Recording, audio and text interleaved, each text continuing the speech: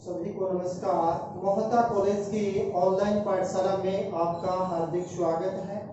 तो देखिए, आगे 12 अगस्त से एग्जाम है। क्योंकि आज 7 अगस्त हो चुकी है, तो हम बीए पार्ट थर्ड के अंदर 2021 के अकॉर्डिंग जो इम्पोर्टेंट क्वेश्चन है उसके अंदर अपने लघुत्रात्मक प्रश्न, क्योंकि अब की बार थोड़ा सा पैटर्न के अंदर चेंज किया है कि अति लघुत्रात्मक प्रश्न पहले 10 आते थे, उनकी संख्या अब 7 कर दी गई है। इसके अलावा जो मध्यम प्रश्न आते थे वो 5 की बजाय 3 क्वेश्चन उसके अंदर आएंगे। इसके अलावा बड़ा प्रश्न है वो यानी एक क्वेश्चन करना पड़ेगा 2 क्वेश्चन में से। इसलिए जो अति लघुत्रात्मक प्रश्न है उसकी भूमिका बहुत बढ़ गई है। क्यों?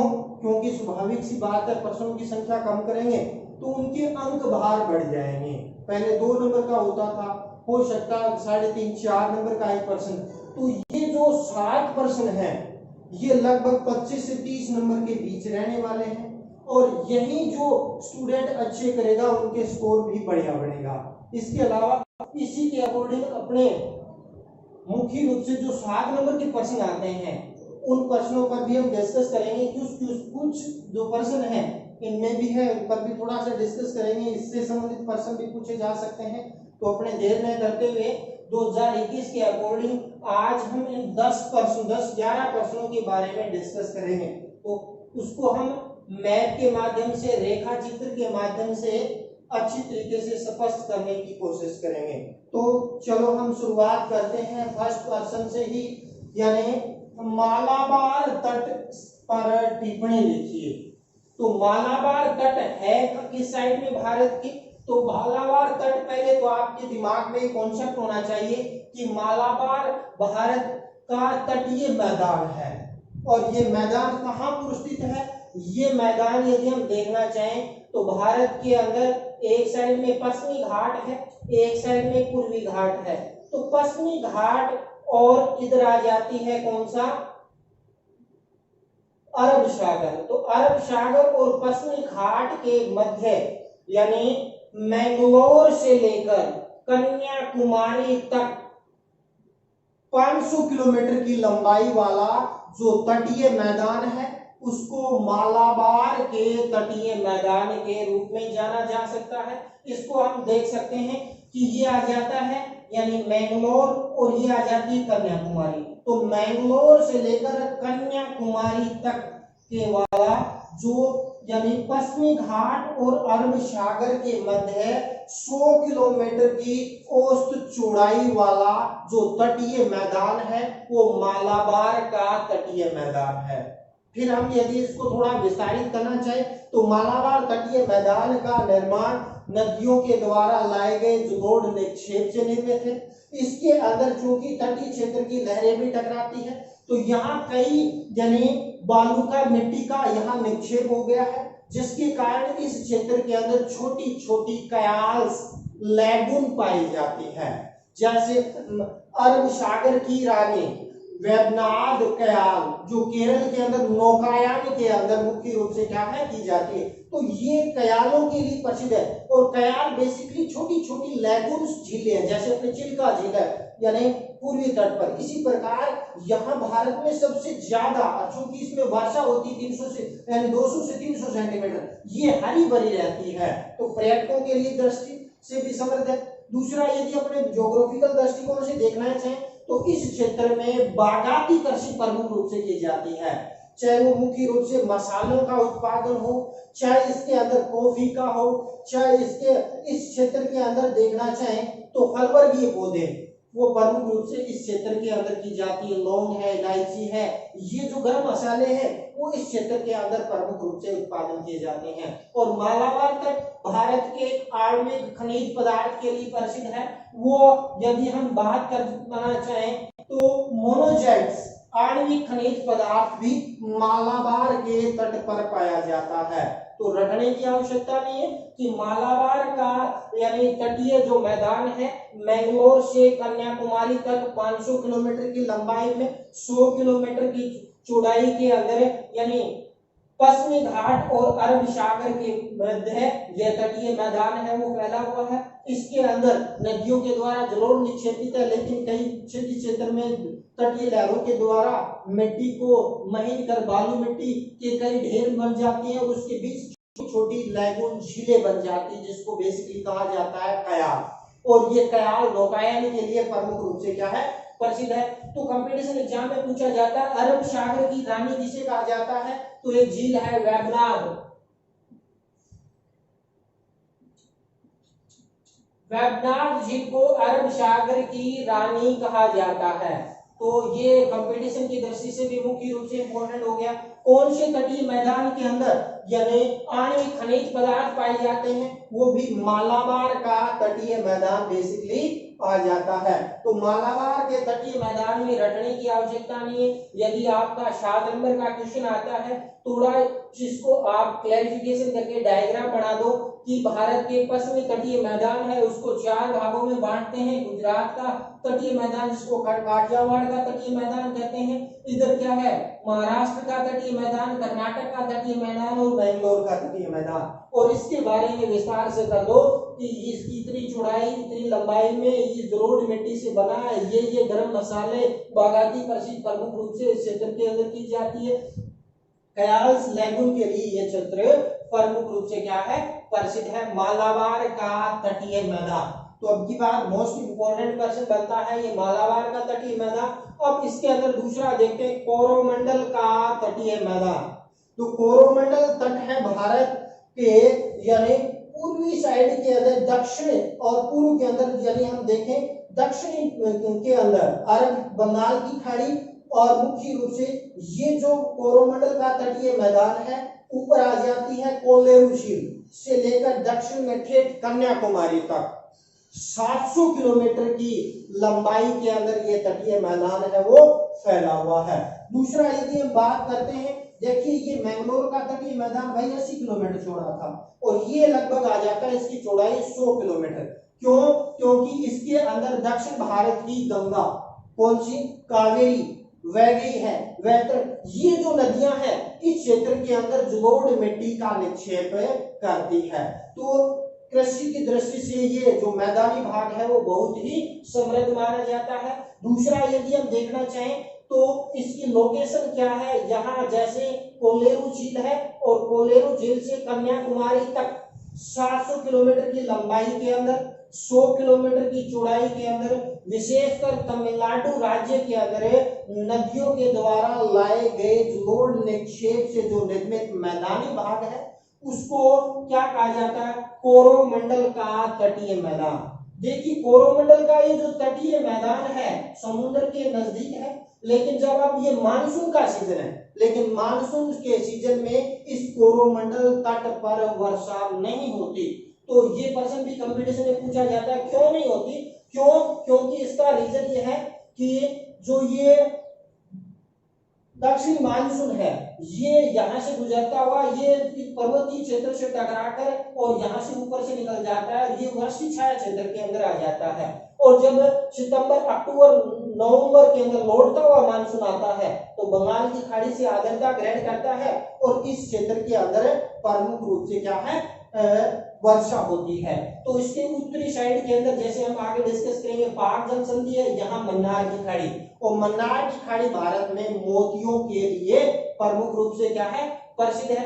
यहीं पर ही भारत का यानी चेन्नई बंदरगाह इसी तट के ऊपर प्रमुख रूप से क्या है, स्थित है। तो मैदुरई भारत का, दक्षिण भारत का यानी बागाती कृषि के लिए प्रमुख रूप से यानी प्रसिद्ध है, या कपास, गेहूं, कपास की खेती। और इसके अलावा इस क्षेत्र के अंदर देखना चाहें तो बागाती कृषि प्रमुख रूप से इसके अंदर की जाती है। क्यों? क्योंकि ब्रह्मगिरी की पहाड़ी से निकलने वाली कावेरी और उनकी सहायक नदियां यहाँ जलोढ़ मिट्टी का निक्षेप करती है। तो जलोढ़ मिट्टी से निक्षेपित मैदान है। सोल्ट में आए तो सीधा शास्त्रीय उत्तर देना है कि मालाबार का तटीय मैदान भारत के अंदर पूर्वी घाट और बंगाल की खाड़ी के मध्य यानी कोलेरू झील से लेकर कन्याकुमारी तक 700 किलोमीटर की लंबाई के अंदर, 100 किलोमीटर की चौड़ाई के अंदर, और यह तमिलनाडु राज्य के अंदर प्रमुख रूप से क्या है, स्थित है और नदियों के द्वारा लाए गए जोड़ से इसका निर्माण हुआ है। तो ये आ जाता है कौन सा, कोरोमंडल का तटीय मैदान। अब आ जाती है पाक जल संधि। कई कंपटीशन एग्जाम में पूछा जाता है पाक जल संधि किन दो देशों को अलग करती है। तो पाक जल संधि भारत और श्रीलंका को करती है, न कि भारत और पाकिस्तान को। अमूमन अपने बिना पढ़े अनुमान लगा देते हैं, तुक्का लगाते हैं कि पाक जल संधि है पाकिस्तान और भारत के मध्य है, लेकिन इसके अंदर देखें पाक जल संधि अपने डायग्राम के माध्यम से समझेंगे कि भारत का ये दक्षिण में तमिलनाडु राज्य है, ये नीचे यहाँ इस क्षेत्र के अंदर देखें तो ये वाला जो समुद्री तट है चित्रा समुद्र है, ये चित्रा समुद्र लगभग सबसे कम गहराई देखें तो 9 मीटर इसकी प्रमुख रूप से पाई जाती है। तो यानी तमिलनाडु और श्रीलंका का उत्तरी जो प्रांत है जाफना, तो जाफना द्वीप को तमिलनाडु से अलग करने वाले दो तंग संकड़ा जलीय जो मार्ग है उसको कहा जाता है पाक जल संधि। और ये पाक जल संधि की यदि हम बात करते हैं तो ये 136 किलोमीटर की तो क्या है लंबाई के अंदर, कहां से, तमिलनाडु से जाफना द्वीप तक 136 किलोमीटर की लंबाई में। फिर यदि इसकी चौड़ाई के अंदर विविधता पाई जाती, कहीं कहीं पर तो ये 64 किलोमीटर चौड़ा है, कहीं पर 137 किलोमीटर तक चौड़ाई इसकी प्रमुख रूप से क्या है पाई जाती है। तो रटने की आवश्यकता नहीं। पाक जल संधि भारत में तमिलनाडु और श्रीलंका के जाफना प्रायद्वीप को अलग करने वाला यानी तंग संकड़ा जो जलीय मार्ग है, यानी कौन सा, यानी पाक जल संधि। देखिए पाक जल संधि यदि हम बात करते हैं तो यानी ये दक्षिण में हिंद महासागर आ जाता है। तो हिंद महासागर का जो उत्तरी भाग है जो जिसमें हम कहते हैं बंगाल की खाड़ी, यानी ये इस साइड में तो यानी आ जाता है पाक जल संधि। और इधर दक्षिण में देखते हैं कन्याकुमारी के पास, यहाँ आ जाती है कौन सी, मन्नार की खाड़ी, जो किसके लिए प्रसिद्ध है, मोतियों के लिए प्रमुख रूप से क्या है प्रसिद्ध है। तो इस प्रकार यदि हम देखें ये हो जाती है पाक जल संधि। रटने की आवश्यकता नहीं, बिल्कुल डायग्राम रेखा चित्र के माध्यम से समझ सकते हैं। देखिए ये आ गया अपना श्रीलंका और ये भारत का तमिलनाडु राज्य है। तमिलनाडु राज्य के अंदर देखें तो ये आ जाता है श्रीलंका का जाफना द्वीप और यहाँ श्रीलंका यानी भारत का तमिलनाडु। तो ये जो मार्ग है, ये वाला जो क्षेत्र है, ये आ जाती है पाक जल संधि। इस साइड में ये यहाँ है, ये आ जाती है मन्नार की खाड़ी। तो मन्नार की खाड़ी दक्षिण के अंदर है और थोड़ा सा उत्तर पूर्व के अंदर आ जाती है पाक जल संधि, जो भारत और श्रीलंका को अलग करने वाला यह उत्तरा जलीय मार्ग है, जो 136 किलोमीटर की लंबाई में, चौड़ाई 64 से 137 किलोमीटर, गहराई इसकी कहीं कहीं पर 9 मीटर के आसपास है, कहीं पर थोड़ी क्या है धीरे धीरे बढ़ती जाती है। तो ये आ जाती है कौन सा, पाक जल संधि। तो पाक जल संधि के बारे में हमने डिस्कस कर लिया। अब आ जाता है चूंकि अब मानसून का सीजन चल रहा है तो मानसून परफोटन से क्या तात्पर्य है, मानसून का फूट पड़ना क्या है। देखिए अपने मानसून लगभग 1 जून के आसपास यानी केरल और अंडमान निकोबार द्वीप समूह के आसपास आ जाता है।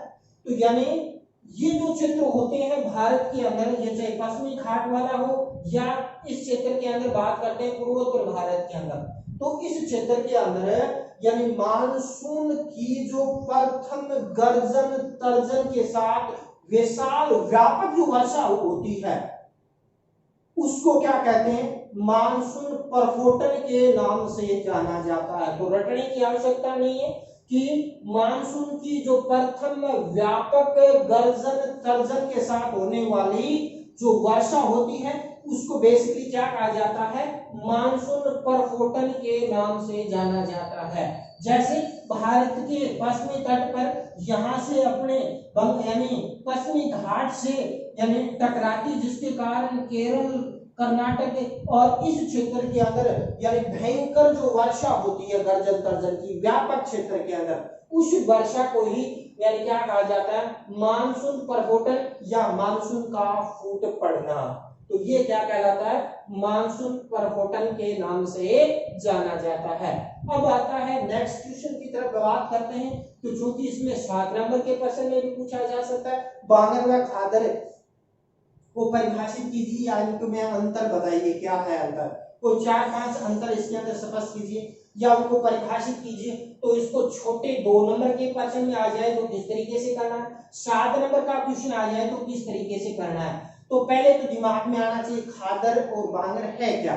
तो भारत के अंदर हमने बात की थी इससे पूर्व कि भारत के अंदर 4 भौतिक प्रदेश है, प्रमुख रूप से उत्तरी पर्वतीय प्रदेश, उत्तर भारत का विशाल मैदान, प्रायद्वीपीय पठारी प्रदेश और ये तटीय मैदान, जिसका हमने डिस्कस किया। तो खादर और बांगर उत्तर भारत के विशाल मैदान का भाग है। तो क्या कहेंगे, ये खादर और बांगर उत्तर भारत के विशाल मैदान के उपभाग है। फिर हम बात करते हैं यानी इसके अंदर भाबर प्रदेश, तराई प्रदेश, बांगर प्रदेश, खादर, एक चारों में से एक टिप्पणी तो निश्चित रूप से बड़े क्वेश्चन के यानी इसके अंदर 7 नंबर के क्वेश्चन में या इसमें से 2 नंबर के क्वेश्चन के अंदर डिस्कस अपने करेंगे कैसे पूछी जाती है, तो उस पर भी हम थोड़ा डिस्कस कर लेते हैं। तो पहले आ जाता है, ऊपर से देख लेते हैं, क्योंकि इसके ऊपर आ जाता है यानी शिवालय के, फिर हिमाचल, इसके बाद महा हिमालय, ट्रांस हिमालय, ये पर्वतीय क्षेत्र है। तो पर्वतीय प्रदेश के दक्षिण के अंदर और प्रायद्वीपीय पठार के बीच जो उत्तर भारत का विशाल मैदान फैला हुआ है, जो लगभग 7 लाख वर्ग किलोमीटर में है और नदियों के द्वारा यानी जोड़ निक्षेप से निर्मित है ये मैदान। तो इस मैदान की क्या क्या विशेषता है, क्योंकि इसका ढाल, इसके अंदर यानी जल विभाजन की विविधता के कारण इसको 5 प्रमुख भागों में बांटा गया है। एक डेल्टा भी आ जाता है, उसके बारे में भी थोड़ा डिस्कस कर लेते हैं। भाबर क्या है, देखिए शिवालिक पर्वत श्रेणियां हैं और शिवालिक पर्वत श्रेणियां जब समाप्त होती हैं तो वो कहलाता है गिरपद क्षेत्र। और जब गिरपद क्षेत्र के अंदर यानी पर्वतीय क्षेत्रों से नदियां जब आती है तो बड़े बड़े कंकड़, पत्थर, बजरी का निक्षेप कहाँ जमा कर देती है भाई, इस भाबर प्रदेश के अंदर जमा कर देती है। और ये भाबर प्रदेश कंकड़, पत्थर, बजरी से युक्त क्या है, सैग्रंथन चट्टानें इसमें बन जाती है।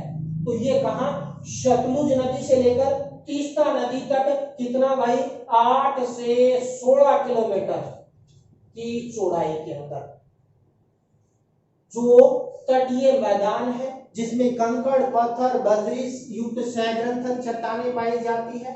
तो वो जो मैदान है वो भाबर का यानी भाबर प्रदेश कहलाता है, भाबर का मैदान कहलाता है। और भाबर का प्रदेश उत्तर भारत के विशाल मैदान का सबसे अनुउर्वरक भाग है। क्यों है, क्योंकि इसके अंदर मिट्टी का अभाव पाया जाता है, कंकड़, पत्थर, बजरी युक्त सैग्रंथन चट्टानें हैं, जिसके कारण कृषि की दृष्टि से अनुउर्वरक है, पहली बात। दूसरा, यदि इसमें देखना चाहें तो इसके अंदर लंबी जड़ों वाले घास पाए जाते हैं। और भाबर प्रदेश से यानी शिवालिक से आने वाली जो छोटी छोटी नदियां हैं वो इसमें जाकर भूमिगत हो जाती है और आगे जाकर तराई प्रदेश में, चूंकि मिट्टी का बना हुआ है, वहां को वापस निकल जाती है। तो भाबर प्रदेश की क्या विशेषता होगी कि सतलुज नदी से लेकर तीस्ता नदी तक 8 से 16 किलोमीटर की चौड़ाई में शिवालिक पर्वत श्रेणियों के समानांतर जो सैग्रंथन, कंकड़, पत्थर, बजरी से बना हुआ जो यानी मैदानी भाग है, जिसको भाबर प्रदेश कहते हैं, जो शिवालिक के गिरपतीय क्षेत्रों में फैला हुआ है, उसमें हिमालय से निकलने वाली छोटी छोटी नदियां भूमिगत हो जाती है और यहाँ कृषि की दृष्टि से अनुरूप है। और इस क्षेत्र के अंदर क्या पाए जाते हैं, लंबी जड़ों वाले पेड़ वृक्ष पाए जाते हैं। अब आता है तराई प्रदेश। तराई प्रदेश पर डिस्कस कर लेते हैं कि भाबर प्रदेश के दक्षिण में सतलुज से तीस्ता नदी तक 15 से 30 किलोमीटर की चौड़ाई में फैला हुआ जो तटीय मैदान है या भाबर प्रदेश के समानांतर जो फैला हुआ मैदान है, उस मैदान को कहते हैं क्या, तराई प्रदेश। तो तराई प्रदेश के अंदर यानी इससे जस्ट उल्टा है, इसमें महीन मिट्टी पाई जाती, गाद, कीचड़, दलदल युक्त क्षेत्र होता है। क्यों होता है, क्योंकि यहाँ भाबर प्रदेश के अंदर जो छोटी छोटी नदियां विलुप्त हो गई थी, वो नदियां इस क्षेत्र में क्या निकल आती है, वापिस निकल आती है, जिसके कारण यहाँ यानी मक्खी, मच्छर और वन संपदा पर्याप्त पाई जाती है। चूंकि इनका सर्वाधिक विस्तार है वो यूपी के अंदर पाया जाता है, उत्तर प्रदेश में पाया जाता है और उत्तर प्रदेश में सघन जनसंख्या है, जिसके कारण इस तराई प्रदेश के वनों का सफाया कर कृषि की जाने लगी है। तो कृषि की दृष्टि से समृद्ध है। क्यों? क्योंकि प्रतिवर्ष नवीनतम जलोढ़ मिट्टी इस क्षेत्र में निक्षेपित हो जाती है। तो तराई प्रदेश सतलुज से तीस्ता नदी के मध्य और कहा भाबर प्रदेश की दक्षिण के अंदर 15 से 30 किलोमीटर की चौड़ाई वाला जो मैदानी भाग है वो मैदानी भाग कहलाता है तराई प्रदेश के रूप में इसको परिभाषित किया जाता है। तो आप भाबर और तराई के अंदर इसके अंदर डिस्कस यानी तुलना करें तो तुलनात्मक रूप से भी इस प्रश्न को पूछा जा सकता है। अब अपने नेक्स्ट प्रश्न की तरफ बढ़ते हैं कि बांगर व खादर जो 7 नंबर के प्रश्न के अंदर भी पूछा जा सकता है, 2 नंबर के प्रश्न में भी इसको प्रमुख रूप से क्या है पूछा जा सकता है। तो इसके बारे में डिस्कस कर लेते हैं। खादर प्रदेश क्या है और बांगर। तो खादर और बांगर उत्तर भारत के विशाल मैदान में नदियों के द्वारा लाए गए जलोढ़ निक्षेप से निर्मित है मैदानी भाग है। इस मैदानी भाग के अंदर बात करते हैं, बांगर पुराना जलोढ़ मैदान है, खादर नवीनतम जलोढ़ मैदान है जो प्लेस्टोसीन काल के अंदर इसका प्रमुख रूप से निर्माण हुआ।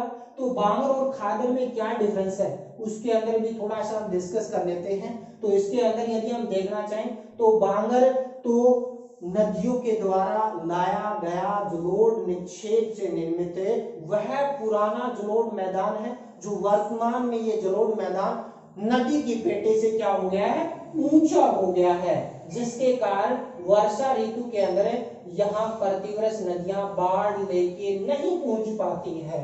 तो वो तो प्रदेश कहलाता है बांगर। बांगर भी कृषि की दृष्टि से समृद्ध है क्योंकि इस क्षेत्र में कुओं का उपयोग होने के कारण लवणीय क्षारीयता की समस्या, रे कलर बूट जैसी समस्या इस क्षेत्र के अंदर प्रमुख रूप से देखने को मिल रही है। तो बांगर पुरातनतम जलोढ़ मैदान है। खादर वह जलोढ़ निर्मित मैदान है जो वर्तमान में भी नदी के पेटे से नीचा है, जिसमें प्रतिवर्ष नदियां उस क्षेत्र में क्या है बाढ़ का जल लेके आती है। नवीनतम जलोढ़ मिट्टी का निक्षेप उस क्षेत्र के अंदर प्रमुख रूप से क्या है होता है। तो जिसके कारण बांगर की अपेक्षा खादर ज्यादा उपजाऊ भी है, उपयोगी भी है। क्यों?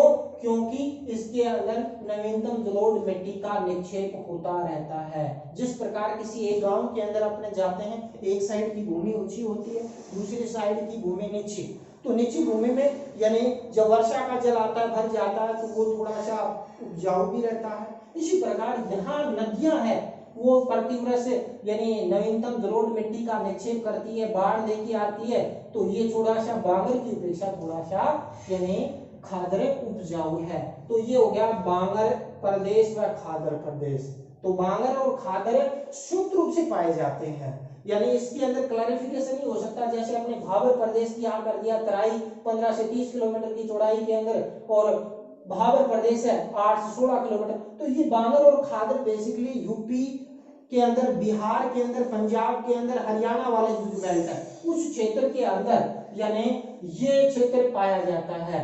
कौन सा? बांगर व खादर। और बांगर को वहां बेल्ट भी कहते हैं, कहाँ? पंजाब के अंदर। तो ये बांगर और खादर आ जाता है।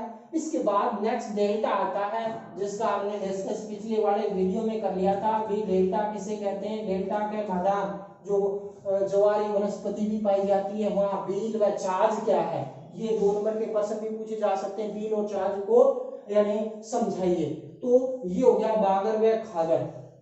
अब नेक्स्ट क्वेश्चन पर डिस्कस कर लेते हैं, यानी चेरी ब्लॉसम क्या है या बोरोचिल्लो क्या है, या इससे पूरा हमने डिस्कस किया था मैंगो शावर। तो 2 नंबर के प्रश्न में से इसमें से पूछा जा सकता है, या तो पूछेगा मैंगो शावर पर टिप्पणी लिखी, या चेरी ब्लॉसम क्या है, या इसके अंदर बोरोचिल्लो क्या है। तो मैंगो शावर के बारे में तो डिस्कस कर लिया था, अब बोरोचिल्लो पर डिस्कस कर लेते हैं कि भारत के पूर्वोत्तर क्षेत्र जिसके अंदर विशेष रूप से असम और पश्चिम बंगाल के अंदर यानी मार्च और अप्रैल महीने के अंदर वर्षा प्रारंभ हो जाती, मानसून पूर्व वर्षा होती है और वहां 25 से 30, 40, 50 सेंटीमीटर तक वर्षा होती है। और इस क्षेत्र के अंदर बागाती कृषि की जाती है और भारत की लगभग 55% चाय उत्पादन करता है कौन? असम राज्य। इसके अलावा दार्जिलिंग की सुगंधित चाय भी मुख्य रूप से प्रसिद्ध है। इस क्षेत्र के अंदर चाय की जो फसल है उसके अंदर नई नई कोंपल निकलना प्रारंभ हो जाती है। चाय की फसल के अंदर यानी बढ़वार के लिए बहुत ही नई नई पत्तियां निकलती हैं। तो उस जो वर्षा को क्या कहते हैं, बोरो चिल्लो के नाम से भी जाना जाता है। और ये जो वर्षा होती है बेसिकली चक्रवाती होती है, गर्जन तर्जन के साथ इसके अंदर होती है, लेकिन यह चाय की फसल के लिए मुख्य रूप से बहुत ही उपयोगी होती है। तो ऐसी मार्च और अप्रैल महीने में असम और पश्चिम बंगाल क्षेत्र के अंदर जो होने वाली जो वर्षा है, जो चाय की फसल के लिए बड़ी लाभदायक रहती है, उस फसल को भी क्या कहा, यानी इसको कहा जाता है बोरो चिल्लो के नाम से कहा जाता है। अब बात करते हैं चेरी ब्लॉसम। तो चेरी ब्लॉसम भी वही मार्च और अप्रैल महीने के अंदर वर्षा होती कहां पर है, केरल, कर्नाटक और तमिलनाडु वाले क्षेत्र के अंदर। और केरल, कर्नाटक, तमिलनाडु के अंदर जो कृषि होती है, बागायती कृषि, वो होती कॉफी। और कॉफी के अंदर वही चाय की तरह बढ़वार होता है। जो वर्षा होती है यानी मानसून पूर्व वर्षा होती है, तो उस वर्षा को बेसिकली क्या कहा जाता है, चेरी ब्लॉसम कहा जाता है। चेरी किसको, कॉफी, कॉफी वर्षा के रूप में भी इसको परिभाषित करते हैं। इसी प्रकार मैंगो शावर क्या है, इसके बारे में थोड़ा सा आप बताएं, या नहीं पता है तो इससे पूर्व वाला वीडियो का अवलोकन करें कि भारत में मैंगो शावर कौन से 2 राज्यों के अंदर होती है, तो उसके बारे में भी हम डिस्कस कर लिया था। तो इस प्रश्न के बारे में मैं नहीं बताऊंगा। अगला प्रश्न देखते हैं, भारत की जल विभाजक रेखा पर टिप्पणी कीजिए। तो जल विभाजक रेखा क्या है उसका भी थोड़ा सा डिस्कस कर लेते हैं। देखिए, जल विभाजक रेखा वह रेखा है जो कि यानी वह ऊंचा भूखंड है जो किसी यानी की नदियों को 2 विभिन्न भागों में डाइवर्ट कर देता है। तो ऐसी जो डाइवर्ट करने वाली जो ऊंचा भूखंड है उसको क्या कहते हैं, यानी जल विभाजक रेखा। भारत की जल विभाजक रेखा के बारे में देख लेते हैं कि भारत के अंदर यानी दक्षिण में कन्याकुमारी से लेकर ठेठ यहाँ पश्चिमी घाट पर्वत श्रेणियां, इसके बीच में ये विंध्याचल और सतपुड़ा आ जाती है, इधर ये अरावली आ जाती है, इधर हम बात करते हैं शिवालिक की पर्वत श्रेणियां। तो इसके यानी पश्चिम वाला जो क्षेत्र है उसके अंदर से जो निकलने वाली नदियां वो तो गिरती हैं यानी अरब सागरीय हवा प्रणाली। तो भारत का मोटे मोटे रूप में देखें तो भारत की 70% जो नदियां हैं वो तो कहां पर गिरती है, बंगाल की खाड़ी में। और भारत के अंदर 23% जो नदियां गिरती है वो क्या करती है, बंगाल की अरब सागर में। उसकी भी लोकेशन देख लेते हैं। देखिए, ये हिंद महासागर का ही पार्ट है, जो एम आकृति का हिंद महासागर, इसका जो पूर्वी भाग है बंगाल की खाड़ी है, पश्चिमी भाग है अरब सागर के रूप में परिभाषित किया गया है। तो इसके अंदर देखें तो भारत के अंदर कन्याकुमारी से लेकर ठेठ यहाँ पश्चिमी घाट, फिर विंध्याचल, सतपुड़ा और फिर ये आ जाती है अरावली। तो अरावली राजस्थान की जल विभाजक रेखा है। 50 सेमी संघर्ष रेखा भारत राजस्थान को 2 भागों में बांट देती है। तो राजस्थान की जल विभाजक रेखा होगी अरावली, और अरावली भारत की जल विभाजक रेखा का एक भाग है। तो इसके अंदर भारत के अंदर पश्चिमी घाट, विंध्याचल, सतपुड़ा ये आपके आ जाए अरावली। इसके बाद कालका शिमला वाला जो क्षेत्र है, इसकी पश्चिम वाला क्षेत्र अरब सागरीय हवा प्रणाली का भाग है। इसके पूर्व वाला भाग है बंगाल की खाड़ी का भाग है। तो बंगाल की खाड़ी का भाग 70% और अरब सागरीय 23% अफवाह प्रणाली का निर्माण इसके अंदर करता है। तो यह गया भारत की जल विभाजक रेखा। भाबर और तराई प्रदेश का हमने डिस्कस कर लिया था। इसके बाद नेक्स्ट पढ़ते हैं बुग्याल व प्यार क्या है, या जिसको मृग भी कहते हैं। बुग्याल व प्यार बेसिकली है क्या, इसके बारे में बात करते हैं। तो उत्तरी जो पर्वतीय प्रदेश है, पर्वतीय प्रदेश के अंदर पर्वतीय ढाल होते हैं, यानी पर्वतीय क्षेत्र के अंदर यानी पर्वत श्रेणियां होती है। तो पर्वत श्रेणियों के ऊपर तो क्या है, कोणधारी वन पाए जाते हैं। लेकिन जो ढालू भूमि होती है, ढालू भूमि पर जो घास के जो मैदान पाए जाते हैं, उन घास के मैदान कहाँ पाए जाते हैं, ये आपने वर्तमान में केंद्र शासित प्रदेश लद्दाख है, जम्मू कश्मीर है, हिमाचल प्रदेश, उत्तराखंड, इस वाले बैंड के अंदर पर्वतीय क्षेत्र के अंदर तो ये जो घास के मैदान पाए जाते हैं, इन घास के मैदानों के अंदर उत्तराखंड के अंदर इस घास के मैदान को क्या कहते हैं, बुग्याल व प्यार कहते हैं। वहीं जम्मू कश्मीर के अंदर इन घास के मैदानों को क्या कहते हैं, मृग कहते हैं। जैसे सोनमर्ग है, गुलमर्ग है। क्या है? बेसिकली घास के मैदान है। वरना भाई ये बुग्याल है, प्यार प्यार है, मृग मृग है। यदि ये कॉन्सेप्ट आपने नहीं समझा तो ये चीजें यानी 0 नंबर आएंगे 4 में से। तो इसलिए रटने की आवश्यकता नहीं है कि बुग्याल व प्यार क्या है, बेसिकली उत्तराखंड, हिमाचल प्रदेश और के अंदर जो पर्वतीय ढालू भागों के अंदर जो पाए जाने वाले घास के मैदान हैं उनको कहते हैं बुग्याल व प्यार। और इस क्षेत्र के अंदर जम्मू कश्मीर में इसको कहते हैं मृग, जैसे गुलमर्ग है, सोनमर्ग है, घास के मैदान है। ये हो गया अपना कौन सा? बुग्याल व प्यार। इसके बाद बात करते हैं पुरोगामी अपवाह तंत्र। तो पुरोगामी अपवाह तंत्र क्या है? ये भी थोड़ा सा कॉन्सेप्ट है कि मुख्य नदी तथा उसकी सहायक नदियां जिन जिन क्षेत्रों को सिंचती है, जैसे कि मुख्य नदी है ये जिन जिन क्षेत्र में जाती है और इसकी सहायक नदियां जिन जिन क्षेत्रों को सिंचेगी वो तो क्या कहलाएगा? इसका अपवाह क्षेत्र। और पूर्ववर्ती अपवाह क्षेत्र क्या है कि जैसे ये हमारा हिमालय है तो हिमालय के निर्माण से पूर्व भी ये कुछ नदियां हिमालय के पार प्रवाहित होती थी और हिमालय के निर्माण के दौरान भी उन नदियों ने अपना निर्माण कार्य जारी रखा और आज भी वो उसी दिशा में बहती है जो हिमालय के निर्माण से पूर्व यानी बहती थी। चाहे वो नेपाल बात करते नेपाल की अरुणा नदी हो या भारत के कोसी नदी हो या बात करते ब्रह्मपुत्र नदी हो चाहे सतलुज नदी हो, ये नदियां पूर्ववर्ती नदियां हैं जो हिमालय के निर्माण से पूर्व भी उसी दिशा में बहती थी। आज ही गहरे 3 से 4 हजार मीटर गहरे गोर्ज बनाकर बहती हैं ये नदियां, तो वो आ जाती है पूर्ववर्ती नदियां। यानी पूर्व में भी उसी दिशा में बहती थी, आज भी उसी दिशा में यानी विचरण कर रही है। ऐसी नदियों को पूर्ववर्ती नदियों के रूप में परिभाषित किया जाता है। अब अगला प्रश्न भी थोड़ा सा डिस्कस कर लेते हैं कि भारतीय बजट को मानसून का जुआ क्यों कहा जाता है। देखिए, भारतीय कृषि की हम बात करते हैं तो 70% लोग जीविकोपार्जन के रूप में कृषि का उपयोग करते हैं और भारतीय कृषि निर्भर करती है मानसून पर। और मानसून जिस साल अच्छी होती है बम्पर प्रोडक्शन होता है, निर्यात की पोजीशन में रहते हैं। और जिस साल यानी बीच में मानसून समय पर नहीं आया, बीच में गैप ला गया, विभंगता आ गई, जिसके कारण क्या है यानी उस क्षेत्र के अंदर अकाल की चपेट में आ जाता है, कहीं अत्यधिक वर्षा आ जाती है, वह बाढ़ की समस्या से ग्रसित हो जाता है।